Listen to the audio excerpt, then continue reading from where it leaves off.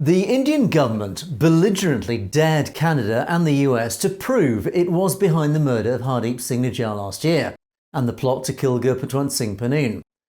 And now the US and Canada are slowly but surely providing that proof. A few days ago, 3 Indian nationals, Karan Brar, Kamalpreet Singh and Karanpreet Singh, living in Edmonton, Alberta, were arrested and charged with the first-degree murder of the Khalistan campaigner at his Gurdwara last June. All 3 arrived in Canada from India at least 3 years ago on student visas. In a lengthy press conference, the RCMP detailed their in-depth investigation, which revealed several substantial connections to India with the case.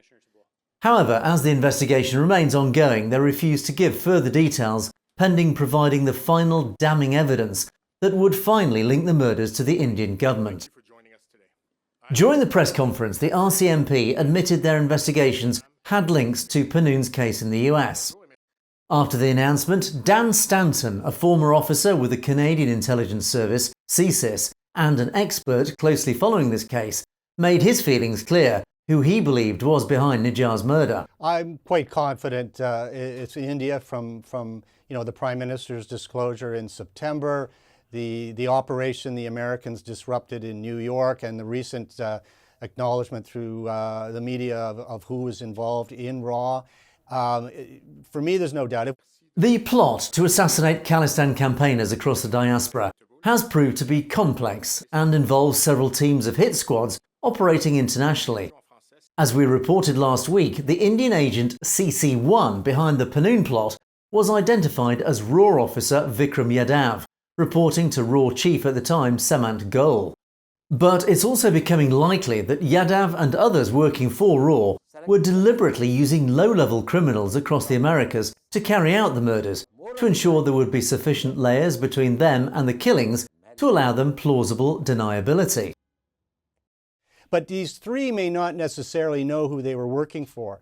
We may have various layers or levels and middlemen involved, which provides sort of a firewall in a way for the government of India. They may have thought they were actually working for criminals to carry out these killings.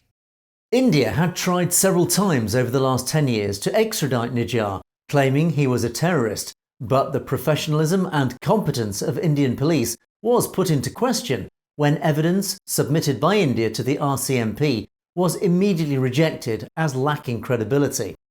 This, in turn, alerted the Canadian government that Nijjar, like other Khalistani Sikhs, were in fact simple political opponents of the Modi regime, who are now becoming targets for assassination. Consequently, during the press conference, the RCMP admitted that there were other possible targets amongst the diaspora, also confirmed by the US Department of Justice's investigation, which hinted at several Indian hit squads operating in the Americas. At least 3 other recent murders in Canada alone are now being potentially linked to India. This has caused uproar amongst commentators who are now warning the West about India's threat to global democracies and demanding action from the US, Canadian and UK governments. I think Canadians should be concerned.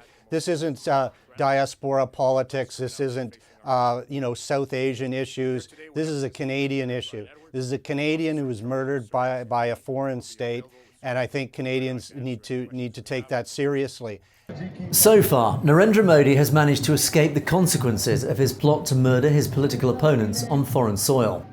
But as the movement towards a free Khalistan grows in momentum around the world, it's just possible the increasing threat he poses to democracy may now be the trigger to push Western governments to support the concept of the breakup of India. You've been watching Satellite TV News. Don't forget to click on that subscribe button to make sure you get to see stories as they're broadcast. And of course, if you have any comments or opinions on any of our news stories, you can comment below. Or indeed drop us a direct message at satellitetv.com. Really like to hear from you. In the meantime, thanks for watching for Satellite TV News. I'm Angus Scott in London.